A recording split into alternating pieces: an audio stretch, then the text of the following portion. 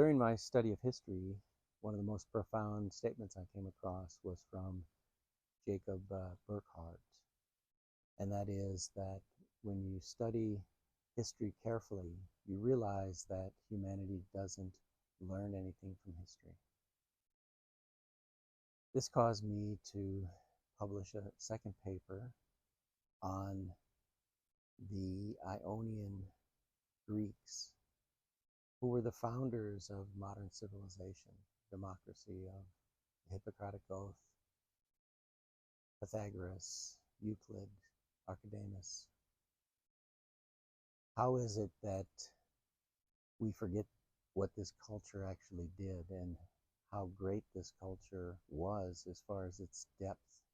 History is written by the conquerors, and that's what we see with what happened to the Ionian Greeks, the enlightened Greeks. So in this paper, I look back at what contributions and what characteristics these peoples had in order to reach such a high level of knowledge and wisdom. Have you ever stopped to think that maybe the answers to our biggest modern problems aren't somewhere in the future, but, well, hidden in the past, in ancient wisdom we've mostly forgotten? What if those answers are buried in philosophies from, millennia ago? Today, that's exactly what we're doing. We're taking a deep dive into something called the Ionian Ideal. And our sources, especially this really comprehensive document, the Ionian Ideal, a call for holistic wisdom, plus another bit explaining a return to the high ethic of the Ionian Ideal, they make a pretty strong case for bringing it back. So our mission today, we're going to unpack what this Ionian Ideal actually is. We'll explore its history, look at the benefits it supposedly offers for science and society, and really consider if it could be, a blueprint for today. So yeah, get ready to maybe rethink a few things. Okay, so diving right in, what exactly are we talking about with this Ionian Ideal? And why focus on something from, over 2,000 years ago? It's a really fascinating idea. Essentially, the Ionian Ideal refers to this ancient Greek culture, mostly in Ionia, that managed to achieve this incredible integrated understanding that connected the physical world with deep ethical principles. Integrated? How so? Well, it was a time and place where science, art, virtue, they weren't separate subjects like we often treat them.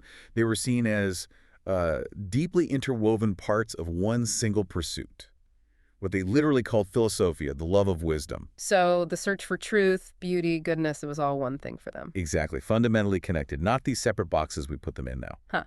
And it sounds like this amazing synthesis, this holistic view, didn't exactly stick around, did it? The sources talk about it being suppressed. Oh, absolutely right. Yeah. This way of thinking, this Ionian approach, it was systematically pushed down, really, for centuries. You can trace it from, say, the rise of Spartan militarism. Right. Very different values there. Totally different. Rigid hierarchy, physical power above all else. And then later you see it with the dominance of the Roman Catholic Church, which, often centralized knowledge and authority in ways that really contrasted with that Ionian spirit of open inquiry. So are we saying our modern idea of philosophy is actually narrower than theirs was? That's precisely the argument the sources make, that our current definitions become way too narrow. It tends to exclude a lot of disciplines the Ionians saw as absolutely core to their love of wisdom. Like what sort of things? Things like natural science, art, practical ethics, and everyday life. We've specialized everything, haven't we? And in doing that, we've kind of fragmented what they saw as this unified whole. And it's really striking when you look at figures like Socrates. He wasn't just, an abstract thinker. He really embodied this ideal. Right, often called the father of Western philosophy. So how did his approach reflect this Ionian thing? Well, Socrates was just relentless in pursuing ethics, truth, reason. But the way he did it was key. He didn't stand up and lecture. No sermon. No. Instead, he drew people out. He led them to discover truth for themselves through this intense questioning, peeling back assumptions, layer by layer. It was all about guiding people to think critically, to reason their own way to understanding, not just swallowing doctrine. And that method, it's not just some historical curiosity, right? It's still relevant. Oh, absolutely. Not just a footnote. His method, challenging assumptions, digging deeper, it's still a fundamental model for scientific reasoning, for ethical living, even today. And, speaking of lasting impact, think about Plato's dialogues. The ones that recorded Socrates' conversations. Exactly. For a long time, people kind of dismissed them, thought maybe they were more literary creations than accurate records. But what we understand now about ancient stenography. Stenography, like shorthand. Pretty much. They had method scribes who could capture spoken words incredibly quickly and accurately. So it turns out Plato's accounts weren't just, his artistic take. They were likely very faithful records of Socrates' actual teachings. Wow, that really anchors it. It does. It reinforces just how deeply rooted and persistent this Ionian way of thought actually was. Okay, but to really get the Ionians, the sources say we need to understand what they were up against. They draw this really sharp contrast with the Dorian worldview. This is where it gets really interesting, I think. Yes, that contrast is absolutely crucial. It helps unlock so much about ancient Greek philosophy and honestly, even wider historical patterns. So on one side, you've got the Ionians. Okay. They were primarily settlers, builders. They valued democracy, wisdom. Their outlook was quite spiritual, but driven by reason.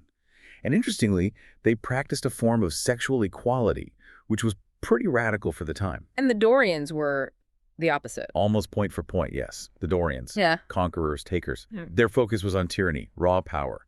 Their worldview tended to be more materialistic, often wrapped up in mystery, unquestioning belief, and very much characterized by male dominance. It's a really stark difference. So understanding this clash isn't just ancient history homework. It helps explain things that lasted. Exactly that. These distinctions, they help us decode philosophical splits within Greece, sure, but also these enduring patterns, these tensions that you could argue echo even today. And maybe more importantly, it throws the unique value of the Ionian ethic into sharp relief. It shows us what was maybe lost and what we could potentially gain by looking back at it. And when you connect this to the bigger picture, the Ionian Ideal actually offers a framework with surprisingly broad applications, even for us now. Really? How so? What kind of core benefits do the sources point to? Well, first off, it offers a powerful lens, sort of a filter to clarify historical events, but also current ones too. Instead of just seeing what's on the surface, you get a framework to understand maybe the underlying motives, the systemic things going on. Okay, makes sense. What else? It's also suggested it can really enhance interpersonal relationships by fostering, a deeper grasp of human behavior and ethics. It sounds like it goes even wider than that, maybe touching on some big societal issues. It absolutely does. The sources suggest it broadens our understanding of fundamental problems like illness, poverty, suffering. It hints at a more integrated approach, looking beyond just isolated fixes. And crucially, it aims to replace rigid dogma with clear logic. In what areas? Well, in areas often resistant to that kind of reason, like politics or religion. Ultimately, the goal is to unify things. We tend to separate science, belief, everyday experience, breaking down those artificial walls we've built. Okay, so what are the key ingredients, the fundamental traits of this ideal that let it do all that? Right, there are a few core things. First, there's real emphasis on unity across disciplines. For them, there's no inherent conflict between subjects. It's all part of one coherent reality. So a scientist should think about ethics, an artist about societal impact. Kind of, yeah. Imagine a scientist not just measuring results, but deeply considering the ethical side from the start. Or an artist aiming not just for beauty, but for moral uplift in society. That's the kind of integration they mean. Second, what they call ethical arts. Ethical arts, what does that mean exactly? It means art that isn't just about aesthetics or self-expression, but art that fundamentally aims to improve society morally. Think of maybe ancient Greek plays teaching virtue, or architecture designed to inspire civic duty, not just look grand. Art with a purpose beyond itself. Interesting. What else? Third, child education. The ideal is about teaching only what's known to be true. Following examples from Socrates right through to someone like Montessori, focus on verifiable knowledge, ethical development, not just rote learning. Okay. And finally, there's this idea of the endurance of ideas. The argument is that works truly aligned with the ideal, think Homer, Plato, Euclid, they've lasted millennia, while others that diverged. Like who? Well, the sources mention things like some of Aristotle's non-Platonic ideas or maybe Darwin's reductionism. The argument is that these have needed perhaps significant redefinition or correction over time to fit into a broader, more integrated picture. Okay, so if this ideal is so great, where are we missing the mark today? The sources seem to link the lack of this Ionian approach to some pretty big modern problems. Unfortunately, yes, that's a strong theme in the sources. And they point to several key areas. Take medicine, for example. How does it fall short?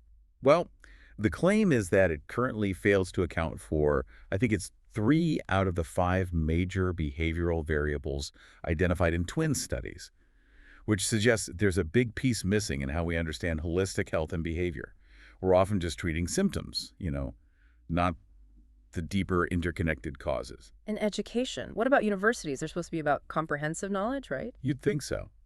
But the sources point out this statistic that universities apparently admit only about 20% of their curriculum really meets genuine life preparation needs. 20%? That's low. It suggests a pretty major disconnect between a lot of academic work and practical ethical living, even in fundamental science like quantum mechanics. What's the issue there? The sources argue that when quantum mechanics moved away from determinism, the idea that everything is predictable towards probabilism. Where outcomes are just likely, not certain. Right. When that shift happened, it didn't fully resolve the deep philosophical questions left behind. Questions about the fundamental why of existence.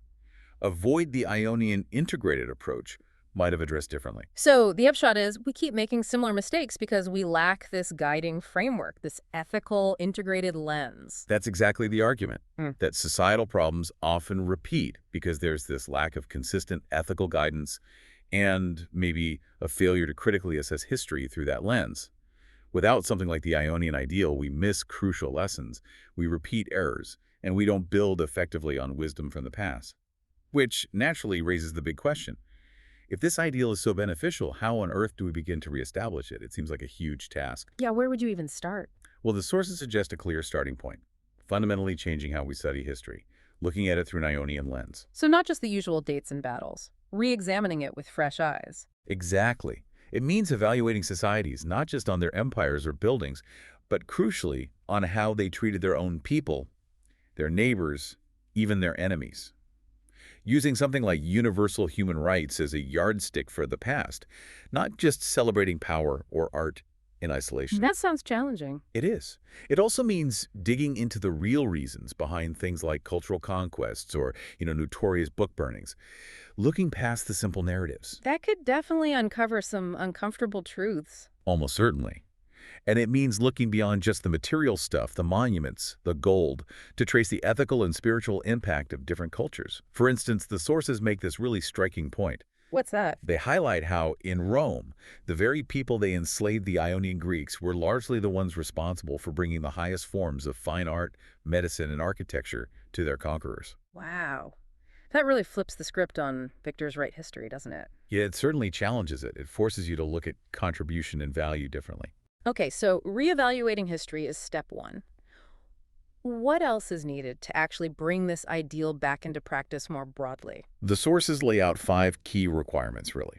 First, we need a comprehensive science, one that doesn't just stop at explaining how things work, but pushes towards understanding the why, integrating purpose and meaning. Deeper than just mechanics. Right. Second, a renewed emphasis on disciplined reasoning, that logical, almost mathematical clarity that Socrates championed, a rigorous approach to finding truth.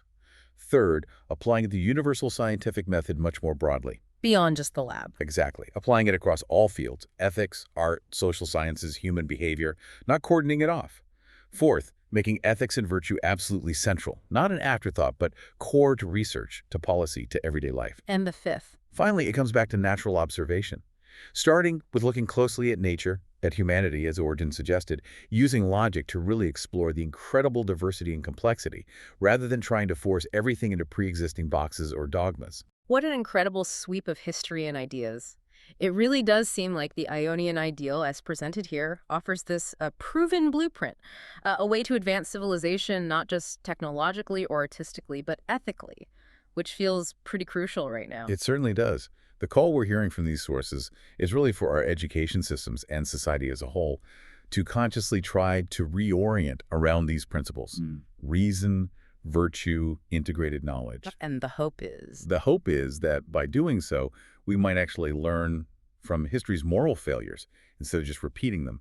And maybe, just maybe, foster more truly enlightened individuals, people like Socrates or Plato, in spirit at least, who can navigate our complex world with real wisdom and purpose. It definitely makes you wonder, doesn't it? What would our world look like if we genuinely tried to integrate science, art, and virtue? Not as separate pursuits, but as, different facets of one single unified quest for wisdom. Something to really chew on.